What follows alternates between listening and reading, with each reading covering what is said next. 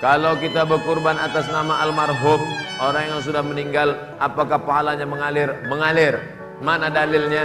Ketika Nabi motong Allahumma aza'an Muhammad wa ali Muhammad, ini kupotong untuk Muhammad dan untuk keluarga Muhammad. Padahal waktu itu Khadijah sudah meninggal. Diambilnya satu lagi kambing, Allahumma aza'an Muhammad wa ummati Muhammad, ini kupotong untuk Muhammad dan untuk umat Muhammad. Padahal waktu itu umat Muhammad sudah ada yang meninggal. Andai tak mengalir pada orang mati, pasti Nabi berkata, ini untuk umat Muhammad, yang hidup saja, yang mati tak dapat. Maka menunjukkan sampai berkorban untuk orang yang meninggal dunia, untuk orang tua kita. Yang pertama, ana ucapkan kepada para dokter, para medis yang berjuang untuk mengobati saudara-saudara kita yang sedang sakit. Semoga itu menjadi amal soleh yang memberatkan timbangan kebaikan pada hari kiamat. Adapun berkorban buat orang yang meninggal dunia, para ulama membolehkan dikiaskan dengan sedekah. Karena kita boleh bersedekah buat orang tua kita, sebagaimana kita boleh berkorban untuk orang tua kita. Dan hendaklah kita ketika berkorban itu, kita berkorban sendiri dulu. Kita berkorban sendiri, punya kelebihan harta, kita korban buat orang tua kita. Kenapa seperti itu? Apapun amal soleh yang dikerjakan anak, asalkan orang tua sudah mendidik anaknya dengan benar, orang tua kita akan dapat bagian. Wa an laisa lil insani illa ma sa'a. Orang itu nggak akan mendapatkan kecuali apa yang dia usahakan. Wal waladu min sa'il walid, dan dalam sebuah hadis disebutkan anak itu hasil usaha orang tuanya. Tapi ketika engkau punya kelebihan harta, alhamdulillah, anak potong kambing satu buat anak, buat keluarga, yang satu anak niatkan buat orang tua. Tafadhol, silahkan. Nabi SAW, beliau pernah berkurban 2 ekor kambing. Untuk siapa? Untuk beliau dan keluarga beliau dan siapapun dari umat Nabi yang belum berkorban. Sallallahu ala nabiyina wasallam. Bolehkah saya meniatkan korban untuk kakek saya yang sudah meninggal? Untuk kakek saya mu'alaf 5 bulan sebelum meninggal, seingat saya beliau belum berkorban. Semoga Allah memuliakan Ustaz dan keluarganya. Jazakumullah khair Ustaz. Semoga Allah muliakan Anda dan semoga Allah memuliakan kakek Anda. Masya Allah, semoga mendapatkan husnul khatimah dan penerimaan terbaik di sisi Allah Subhanahu wa taala. Demikian, semoga kita diikutkan pada nilai-nilai kebaikan yang telah beliau dapatkan. Sangat dibolehkan. Ya, sangat dibolehkan. Jadi Anda membeli satu hewan korban, kemudian dikorbankan, diniatkan untuk kakek Anda yang telah wafat. Boleh-boleh saja di sini. Ya, apa di antara dalilnya? Dalilnya adalah ketika Nabi Muhammad SAW tadi secara umum menyampaikan korbannya kepada Allah Subhanahu wa taala dengan kalimat satu, ala Muhammad, keluarga besar Muhammad SAW. Yang kedua menggunakan umat Muhammad, ya, umat Muhammad SAW. Di keluarga besar beliau saja saat berkorban kan tidak semuanya masih hidup. Ada di antara putra beliau yang telah wafat, anak laki-lakinya kan wafat seluruhannya, ya. Al-Qasim, kemudian juga Ibrahim, ya, itu kan wafat, itu telah wafat. Kemudian juga istri beliau tercinta Sayyidah Khadijah, ya radhiyallahu taala anha, ya, telah wafat juga. Tapi kan dimasukkan oleh Nabi SAW dalam keluarga besar Nabi Muhammad SAW. Pun demikian umatnya. Bahkan jangankan yang telah wafat, yang sebelumnya mungkin telah syahid, ya, dalam peristiwa-peristiwa tertentu. Ya, saya, Anda, kita hanya kan belum lahir pada masa Nabi Muhammad SAW. Tapi Nabi mengatakan umat Muhammad. Jadi ada umat Nabi Muhammad SAW di kemudian hari, bahkan dalam kondisi, ya, dia belum punya kemampuan untuk berkorban. Maka dalam konteks ini terwakili oleh keadaan tadi. Maka saya cenderung pada pendapat kalangan ulama yang mengatakan boleh berkorban atas nama orang yang telah wafat, ya, dengan niat, dengan izin Allah Subhanahu wa taala memberikan cahaya dan pahala yang mengalir kepadanya sampai di alam kuburnya.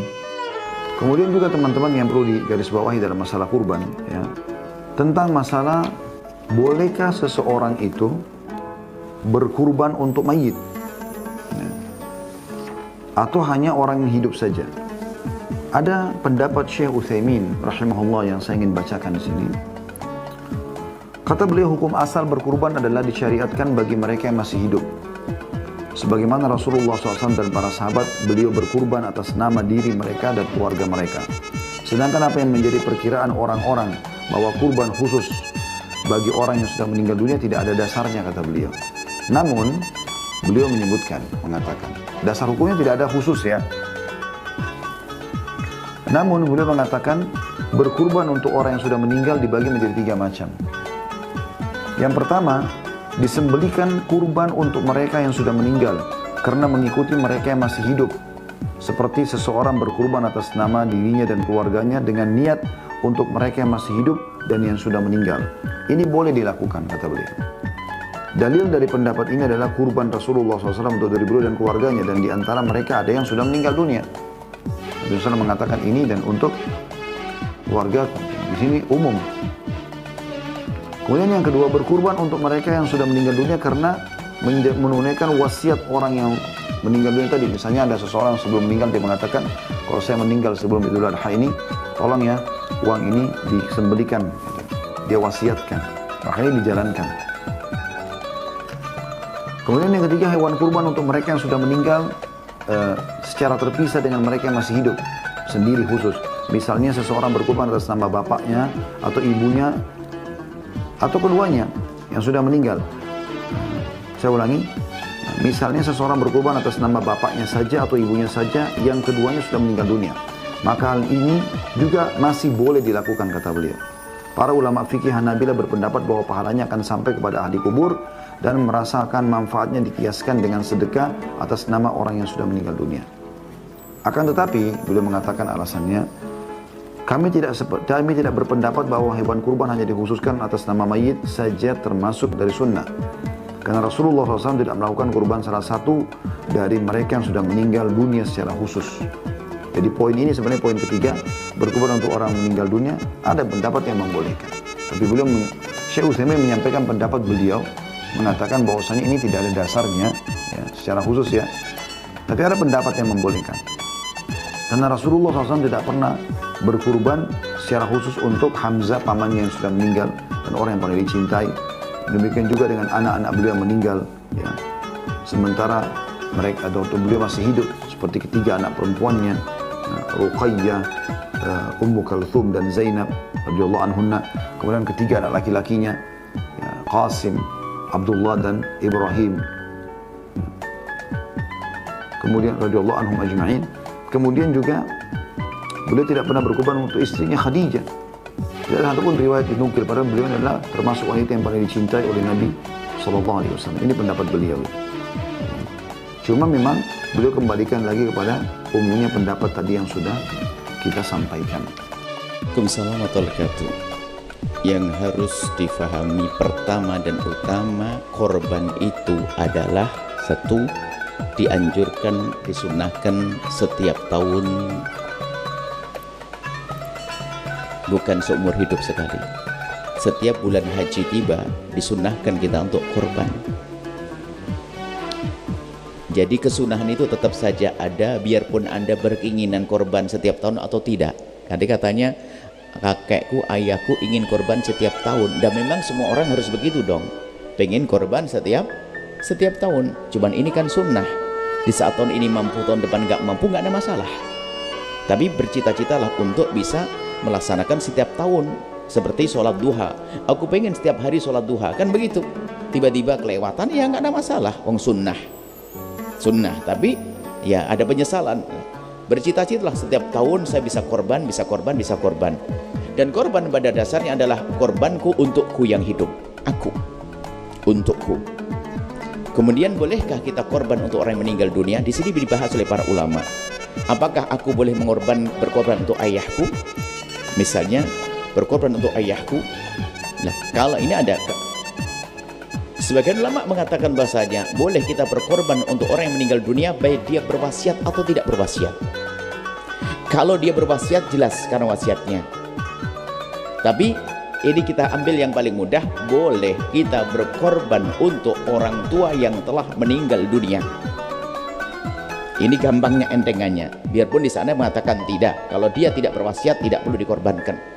Dan memang pada dasarnya tidak perlu, karena sudah meninggal dunia. Sedekah bisa bermacam-macam cara. Bisa saja kita bangun masjid diniatkan untuk orang tua kalau hanya ingin amal jariah, bukan dengan korban.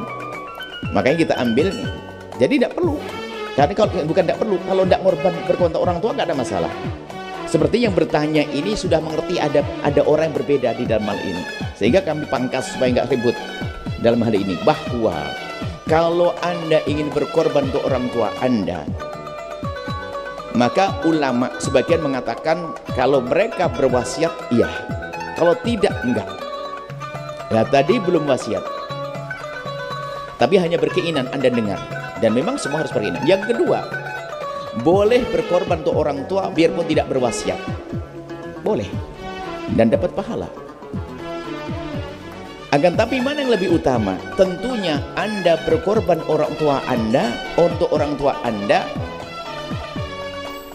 di saat Anda juga telah berkorban untuk Anda. Misalnya saya punya kambing 2, satu korban untuk saya, satu korban untuk ayah saya, untuk ibunda saya yang telah wafat. Ya iya, tapi kambingnya satu kok saya korban untuk meninggal dunia. Enggak, untuk kamu dong yang dianjurkan, untuk kamu kok. Aduh, masalah pahala tinggal diniatkan, ya Allah semoga pahala korbanku nyampe. Atau seperti diajarkan, ini korbanku, aku, kemudian diikut sertakan kepada siapapun, diniatkan. Jadi korban untuk Anda paling utama. Kenapa? Sunnah korban itu dibebankan oleh Allah untuk Anda dan dengan diri Anda sendiri, itu korban. Bukan saya korban untuk orang, bukan. Saya diminta, setiap saya korban, ayah saya disunahkan korban, ibu saya disunahkan korban. Seperti sholat duha, sholat duha disunahkan sunnah, sholat atas kamu, korban itu disunahkan atas kamu, setiap orang itu sunnah korban. Makanya kalau Anda punya kambing, ya korban untuk diri Anda sendiri. Seperti itu kaidahnya. Tapi kalau saya nggak pengen korban, ya memang sunnah, saya kasihkan kambing saya ke adik saya, kasihkan, tidak ada masalah, biar adik saya korban, ya tetap Anda dapat pahala, adik dapat. Tapi yang korban adik Anda belum menjalankan sunnah korban. Tapi Anda dapat pahala memberikan orang lain korban, tapi Anda tidak melakukan sunnah korban. Ini seperti itu. Lalu tadi bagaimana untuk amal jariah? Amal jariah, jadi kesimpulannya boleh Anda berkorban untuk orang tua Anda, tapi yang perlu Anda utamakan, Anda berkorban untuk diri Anda sendiri, yang disunahkan atas Anda setiap tahun. Kalau sunnah atas orang tua Anda sudah nggak ada karena sudah meninggal, tapi disunahkan atas Anda berkorban untuk diri Anda sendiri, diri Anda. Jadi pikirlah korban Anda setiap tahun. Bisa jadi Anda tafsiri, ayah saya tuh ingin korban setiap tahun tuh ngajari, biar Anda berpikir begitu, makanya Anda setiap tahun korban dong. Baik, adapun amal jariah, amal jariah itu adalah bukan dalam bentuk korban itu. Amal jariah itu istilahnya amal yang terus mengalir. Misalnya membangun pesantren, masjid, jariah itu mengalir terus. Orang yang sudah meninggal tapi masih ada pahala. Bahkan korban itu terjenis amal qasirah, termasuk sholat amal qasirah, pahala yang ibadah qasirah. Qasirah apa? Pahalanya sampai di situ saja, tapi tidak perlu diremehkan. Umrah ya sudah, umrah selesai, haji selesai, sholat selesai. Kalau saya mati nggak ada ibadah sholatnya, tapi di saat saya membangun masjid seperti ini, lihat sebanyak orang yang sholat akan mengalir kepada saya. Maka ibadah muta'addiyah, ibadah yang pahalanya terus, namanya amal jariah. Kita sudah tidak sholat tapi mendapatkan pahala sholat. Jadi kalau amal jariah bukan bab korban, tapi korban mendapatkan keutamaan pahala. Apalagi berkorban untuk orang tua, ada makna bekti di dalamnya, ada sedekah di dalamnya, macam-macam. Itu saja. Jadi hanya masalah keutamaannya saja. Boleh. Tapi lebih dahsyat adalah jika Anda berkorban untuk diri Anda sendiri. Kalau ada kambing lebih, bolehlah setelah itu Anda berkorban untuk orang tua Anda. Seperti itu. Kemudian nanti dalam korban ada sunnah kifayah, ada sunnah ainiyah yang sering kita bahas dalam bahasan yang lain. Semoga Allah mudahkan kita untuk korban setiap tahun, bukan seumur hidup sekali. Setiap tahun berkorban. Kalau Anda bisa korban setiap tahun, anak 5, suami istri 7, berarti hebat dong. Anda kaya dong, setiap tahun korban 7 kambing atau 1 sapi. Indah. Semoga bisa korban setiap tahun, amin. Nah, kalau bisa. Kadang-kadang orang doa mengeluarkan ini, mana kalau saya korban setiap tahun keluar duit. Lah ini kan, semoga kita bisa bayar zakat. Semoga saya keluarkan zakat setahun 1 miliar. Nah, duitnya berapa? Kan banyak. Ngamin ini susah, ingat keluarnya, orang pelit. Aminnya ragu-ragu. Lah kalau sudah zakatnya 1 miliar, duitnya pasti banyak. Semoga saya keluar duit zakat 1 miliar. 1 miliar. Amin, duitnya banyak. Itu.